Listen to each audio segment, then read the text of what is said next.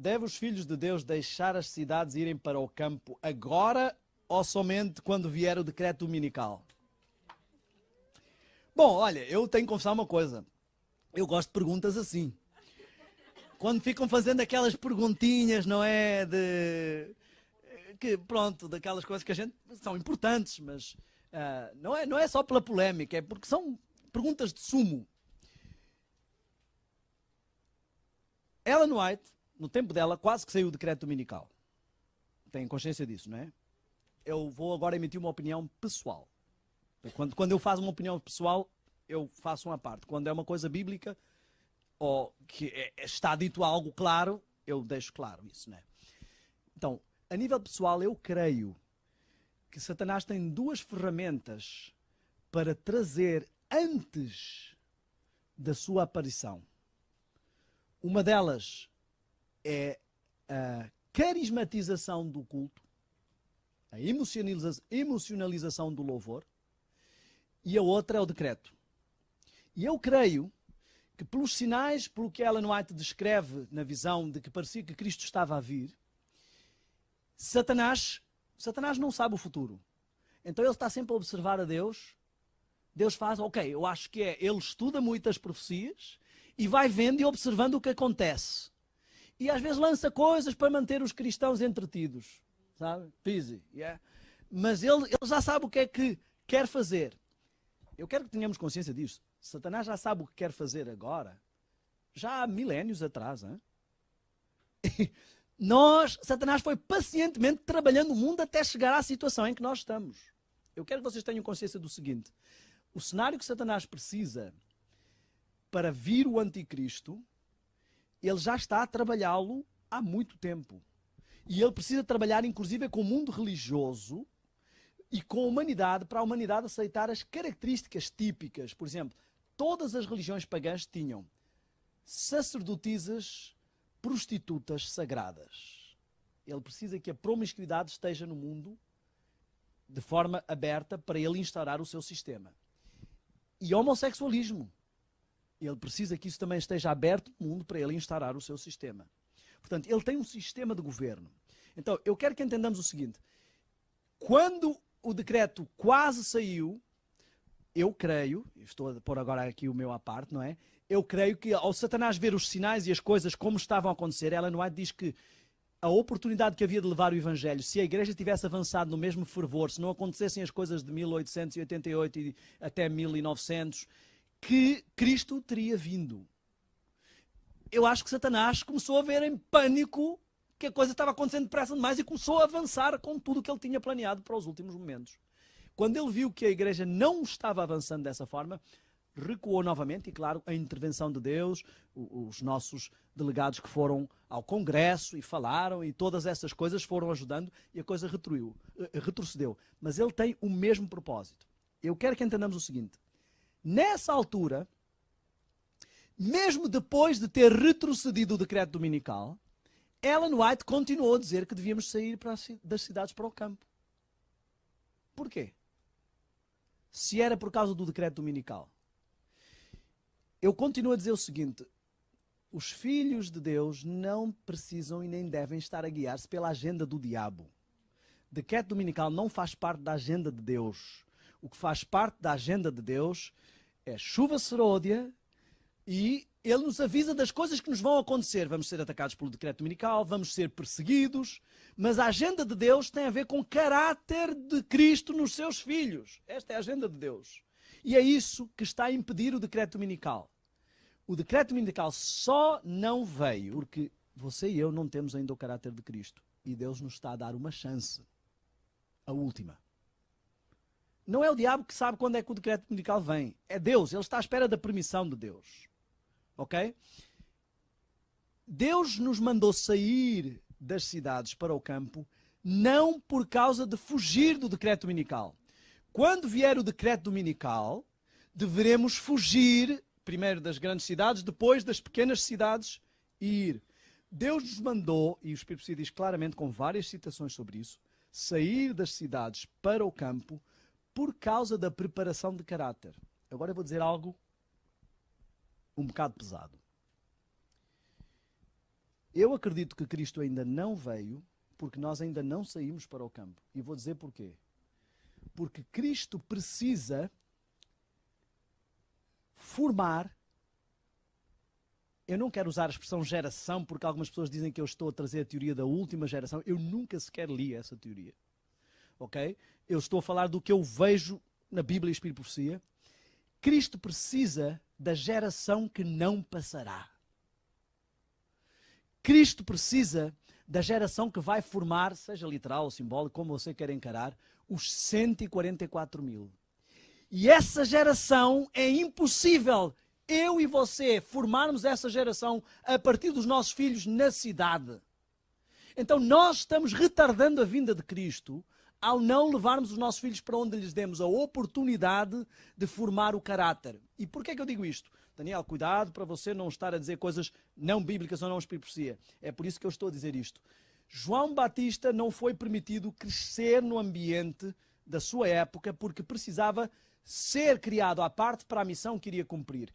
Cristo não lhe foi permitido sequer estudar nas escolas adventistas da época porque precisava de ter um caráter forte o suficiente para resistir a isto. Moisés não lhe foi permitido criar-se no Egito porque ele precisava de formar um caráter próprio pela mãe, na cultura e educação que Deus queria para fazer a missão que iria cumprir. E você pode pegar em Samuel, pode pegar em quem quiser. Todos os filhos dos grandes homens de Deus com grandes missões na Bíblia foram separados. Abraão não lhe foi permitido ficar em Ur e não havia nenhum decreto dominical para vir. Sai da tua terra, do berço da civilização, do berço da cultura moderna que nós temos e vai para um lugar que eu te mostrarei. Nem te vou dizer para onde é que é, nem te vou dizer para o campo. Temos exemplos contrários, sem decreto dominical. O exemplo de Ló, Abraão. Você quer o quê? Eu quero ficar junto dos shoppings e da vida fácil. Ok, então você vai para ali, eu vou para cá. Vou para o lugar que Deus me mostrará. Vou sair da civilização. E Ló está lá achando que a cidade não tem nenhuma influência sobre ela. Não, eu sei que aqui há homossexualismo. Eu sei que aqui há pedofilia.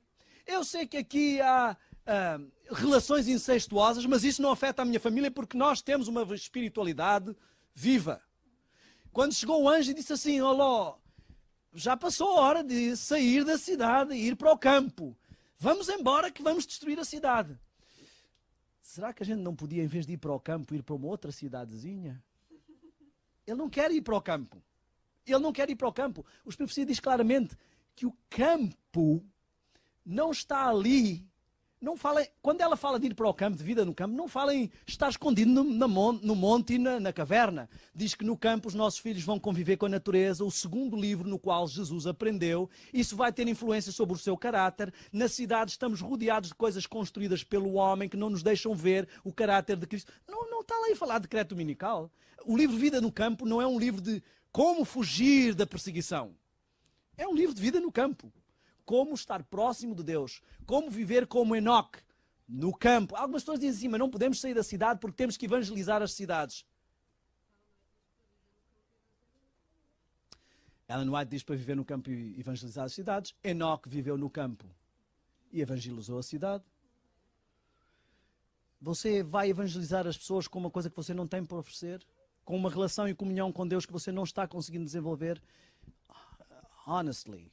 A maior parte das pessoas que eu conheço que está na cidade não é por causa... Olha, eu quero dizer o seguinte. Eu interrompi o meu curso de teologia e fui continuá-lo num outro lugar por causa da vida no campo. E olha que a faculdade onde eu estava até era bem no campo e eu estava no departamento de jardinagem. E, portanto, era vida no campo, mas não era o suficiente para os meus filhos. Nós andámos 2 meses à procura de casa, porque com a vida pastoral é verdade que eu não posso ir para o meio do mato, mas até encontramos uma casa suficientemente no campo. E recusámos muitas casas, foi difícil encontrar. Mas não podemos arriscar isso porque preparamos uma geração para o que vem. Então, há de haver um tempo em que fugimos. O que significa fugir? Qual é a diferença entre fugir e mudar de casa? Nós somos chamados a mudar para o campo, não a fugir para o campo. Ok? Fugir para o campo é uma coisa que vai acontecer, fugir para o mato, com o decreto dominical. Você não vai aprender nesse momento sobre o caráter de Deus. O que já teve que aprender, já aprendeu. Agora é dar, como dizem em Portugal, dar corda aos sapatos. É correr, não é? Sim. Absolutamente. Não estamos a dizer para fazer loucuras, não é? Tanto num caso como no outro. Diz que o Espírito Santo nos dirá quanto vender, como vender, onde vender. E mesmo agora. Eu creio, pelo que eu leio na Bíblia, Espírito e Profecia, eu creio que a nossa recusa em ir para o campo é o que está a impedir uma geração preparada para cumprir a missão e Cristo voltar. Se nós acreditamos, se nós cremos e temos a noção de que estamos num período de ser selados e numerados, como diz a Bíblia, e se é um período em que nós temos que preparar o nosso caráter, não há tempo e condições de o fazer na cidade, nem nós, nem os nossos filhos. Então, o período do decreto dominical já é um período em que quem está selado já está selado. Então, a partir dentro, exatamente. Ou seja, se nós temos uma verdade e rejeitamos essa verdade, não é com o decreto dominical que vamos, por varinha mágica, nos tornar santinhos e ir para o campo e descobrir tudo sobre o caráter de Deus. É no período de graça que Deus está nos dando para tratar desse assunto, tomar as decisões corretas e depois os que não têm essa verdade vão ser alcançados depois. Mas quem tem a verdade e rejeita não pode ter essa mais. Eu prefiro salvar a minha família do que ficar para salvar os outros e perder a minha família. Alguns estão ficando no campo porque vamos alcançar, não estão fazendo o evangelismo na cidade, obrigado. Não estão fazendo o evangelismo e estão perdendo a família. E depois vai acontecer como Ló. Vocês não pensem que as filhas de Ló tiveram aquela ideia maravilhosa de se deitarem com o pai, que aquilo nasceu naquele momento. Ouçam bem a figura ridícula. Você recebe 2 homens em casa, são seres espirituais, os homens todos da cidade estão pedindo para você trazer esses homens cá para fora para fazer sexo com eles na praça e você ainda não acha que é hora de sair da cidade? Tenha dó. E ainda oferece as filhas, não é? Querias dizer alguma coisa? Era só para dizer que tu não consegues aprender as coisas todas de como sobreviver num campo de um dia para o outro tão pouco. O que traz muita controvérsia é que existem 2 mensagens. Existe a mensagem de vida no campo e existe a mensagem de fugir das cidades. A mensagem de vida no campo é para todos, adventistas do 7º dia. Porém, a mensagem de fugir da cidade serão para os novos conversos que receberão um alto clamor. Esses vão ser aconselhados pelos adventistas que foram para o campo a saírem da cidade, porque eles não têm a luz disso, né? Então, o que a gente tomou a vida inteira para aprender, nós vamos ter que ensinar em pouco tempo, até esses temas que a gente está falando aqui agora. Então, o que a gente tem que tomar cuidado é não misturar essas 2 mensagens, porque o Eventos Finais, ele divulga em 2 capítulos, né? E tem distinção. Então, muita gente, muitos teólogos misturam os 2 e aí vem a controvérsia, aí vem o engano. Mas o certo existem 2 mensagens, uma para os adventistas e outra para os novos conversos ao adventismo que virão depois da lei dominical, né? Que é a fuga das cidades. Haverá algumas pessoas que terão que permanecer em alguns casos. Se houvesse mais crentes indo para a cidade, para o campo, haveria também menos pastores tendo que trabalhar no campo. Na cidade.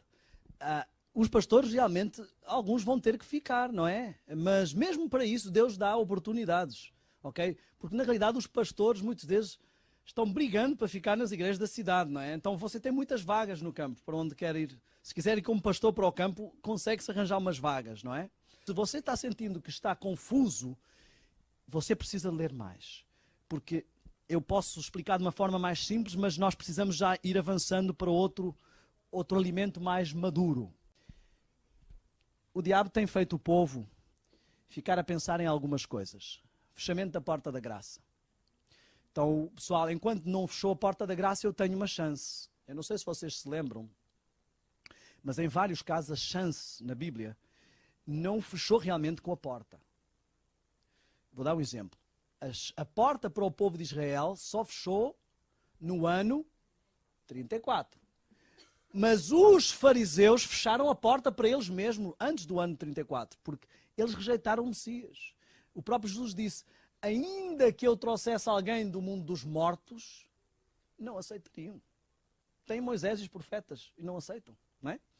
Então, O povo, no dilúvio, a porta fechou e eles ainda ficaram lá. Parecia que estava tudo normal, ainda não havia chuva, ainda estavam a gozar de Noé. E só quando a coisa ficou feia é que aí caíram em si. Porque o diabo sempre quer que a gente caia na teoria da segunda chance. Deixar para mais tarde, deixar para mais tarde, deixar para mais tarde. Olha, se não for agora, quando for para o purgatório, você lá trata da coisa. Ou se não for agora, quando você vir todo mundo sendo arrebatado, é hora de pôr a vida em ordem porque Jesus está vindo. Ele está sempre usando esta teoria. E para os adventistas está dizendo, olha, se não for agora, quando cair a chuva serôdia, é como uma varinha mágica e você vai abandonar todos os seus defeitos e problemas. A chuva serôdia não vem para nos ajudar com os defeitos de caráter. A chuva serôdia vem para nos dar poder para duas coisas. Pregar o Evangelho, ok? E resistir às perseguições que vêm depois de fechar a porta da graça. Ao tempo de angústia. São as duas coisas. Temos que entender o que é a chuva serôdia. Vou fazê-lo bem simples para alguns que possam não entender. No início do Evangelho, os discípulos receberam a primeira chuva. As primeiras chuvas, se vivêssemos no campo sabíamos isto, as primeiras chuvas são para plantar. A semente fica na terra o tempo todo, depois ela sai, começa a crescer. Quando o grão está maduro, vem a segunda chuva, a última chuva, e o grão então está pronto para a colheita, para a ceifa. Os discípulos receberam a primeira chuva no Pentecostes e a igreja está à espera. Por 6 períodos, Elias orou, e no 7º período veio a chuva. Por 6 períodos da igreja, Deus tem estado a preparar a igreja, no 7º período virá a chuva. Esta chuva vem para o grão maduro.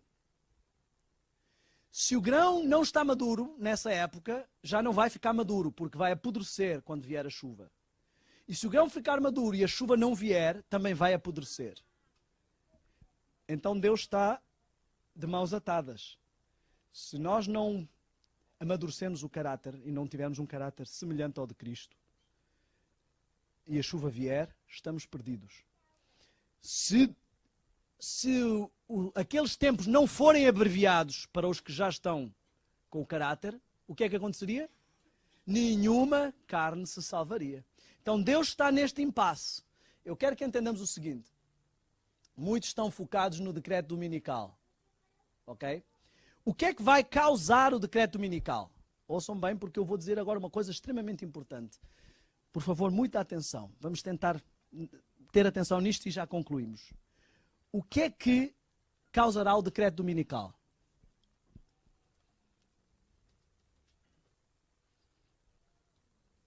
Sem medo, não tenho medo. O quê? Mais forte, João. A forte pregação do Evangelho. Certo? Ela vai causar irritação. Ide e sede minhas testemunhas. A palavra para testemunha é a mesma palavra que mártir. Martírios. Ide e sede meus mártires, meus testemunhas. Vivei o Evangelho mesmo que tenhas que sofrer. Aonde? Primeiro em Jerusalém. Depois em Samaria. E depois até Judeia e confins da terra. Estão a ver a chave profética aqui? Quem é Jerusalém hoje? Somos nós. Yazde. Quem é Samaria? Quase como nós, mas com misturas de outras raças. Quem? Os cristãos e evangélicos que vieram da Reforma, mas que levaram misturas. Os protestantes, os evangélicos, confins, são os ímpios, aqueles que não conhecem nada. Olha só. A mensagem de revivamento começa na Igreja Adventista. O julgamento também começa pela Igreja Adventista. Vai causar irritação em Jerusalém. Alguns não suportarão esse testemunho e isso causará a sacudidura. Estes que vão sair não são os justos que saem, não é o trigo que sai. Estes que vão, justos, justificados por Cristo. Ninguém é melhor que ninguém. Todos somos virgens que dormimos. Todos. Não há aqui nenhum que não tenha dormido. Vão sair e juntar-se a Samaria, às igrejas evangélicas e protestantes. O alto clamor vai alcançar Samaria. Então, Samaria e os que resistem e os que resistiram em Jerusalém vão se juntar, portanto, os que se juntaram da IASD e do movimento protestante, vão agora aos governos mundiais fazer pressão para parar este povo com o decreto dominical. Agora eu faço uma pergunta simples, que vai chocalhar com algumas coisas que às vezes se dizem. O que é que então causa o decreto dominical? O forte pregão. A irritação contra o forte pregão. O que é que nos capacita para o forte pregão? A chuva seródia. Então como é que algumas pessoas acreditam que vamos receber a chuva seródia só no decreto dominical? Como é que algumas pessoas acreditam que só vai haver este processo depois do decreto dominical? Ou no decreto dominical? Eu quero fazer mais uma pergunta muito simples. Eu estou aqui, temos que reler, porque às vezes não percebemos porque estas coisas são processos. Já dou a palavra, Joel, só um segundinho. Reparem, porquê é que eu recebo a chuva seródia? O Espírito de Profecia diz que quando uma percentagem da igreja estiver pronta, grão maduro, ela virá. Cairá no irmão ao meu lado e eu posso não me aperceber, porque o meu grão não está maduro. Então eu quero que entendamos o seguinte: para que eu receba a chuva seródia e se dê um processo de selamento na minha vida, o selamento começa com a minha conversão, o meu caráter vai progredindo em santificação até ser totalmente aprovado como um caráter de Cristo. Para eu receber a chuva seródia, você pode ler em todos os textos de Espírito de Profecia que quiser. Diz assim: o refrigério não virá enquanto nós não refletimos como? Completamente a imagem de Cristo. Sobre homens e mulheres que têm um coração ainda egoísta e impuro. Diga, Joel.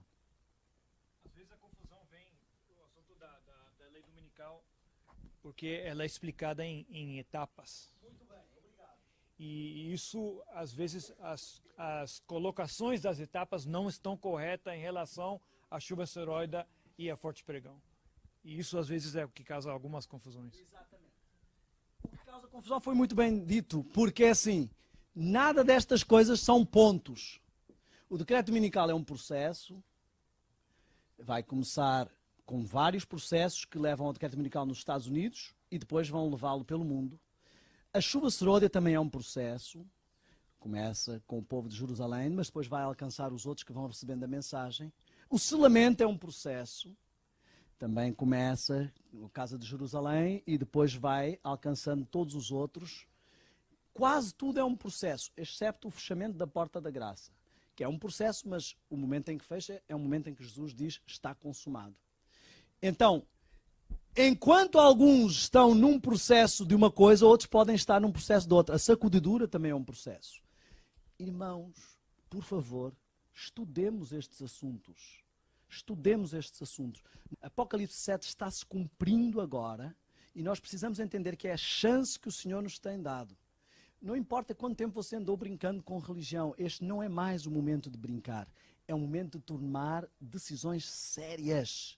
Decisões sérias.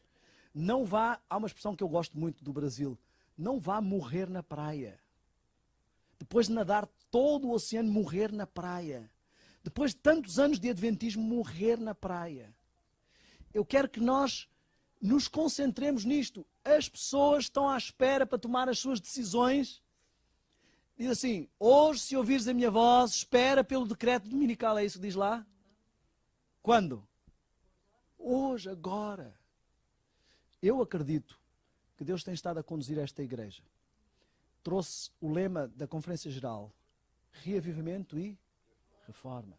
E agora está trazendo o outro, envolvimento total. Todos envolvidos na obra. Porque está apontando já para tudo o que tem que ser feito. Nós precisamos desse processo. Eu quero só que tenhamos em conta isto. Muitos adventistas serão enganados porque estão à espera daqui para tomar a sua decisão. Eu quero que entendamos isto.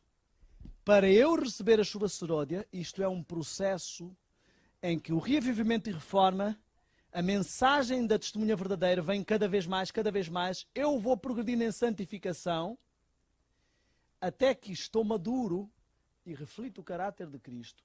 E então o Senhor me dá o refrigério e me sela esse caráter. Enquanto este processo está a acontecer, prestem muita atenção. Muitos estão como as virgens loucas, as virgens também são da igreja verdadeira, são virgens porque são da igreja pura. Ouvem mensagem de revivimento, vão adiando para amanhã, vão resistindo, vão dizendo que isto não é bem assim, vão dizendo que isto não é bem assim, e não estão-se apercebendo, mas estão a ficar cada vez mais cegos, cada vez mais contra a mensagem que Deus está a mandar à igreja de revivimento.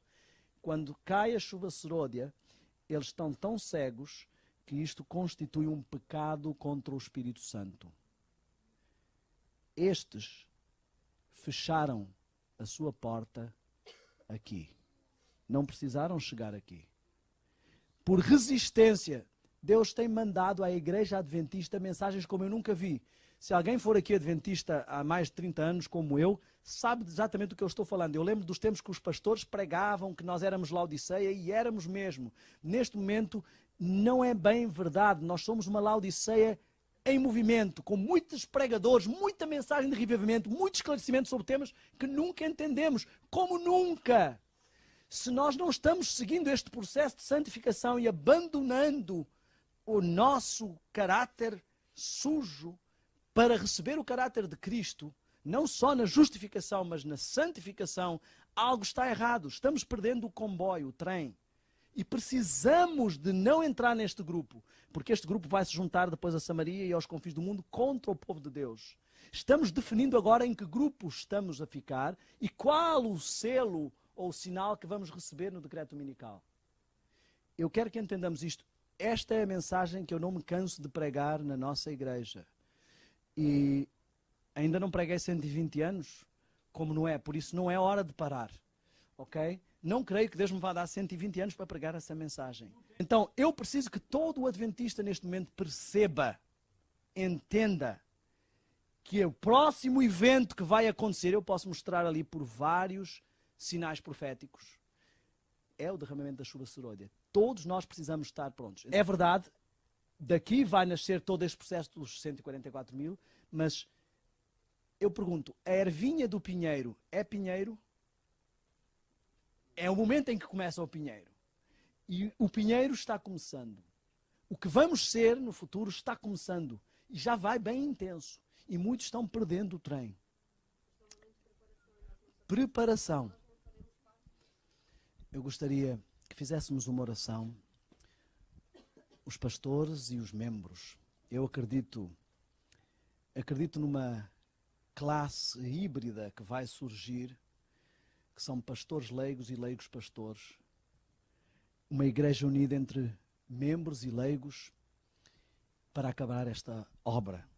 Eu acredito que muito do que ouvimos e sonhamos e acreditamos em profecias ao longo da história desta igreja está a cumprir-se e estamos no limiar desses assuntos. E eu acredito que estamos a desenhar o povo que vai fazer parte desses momentos.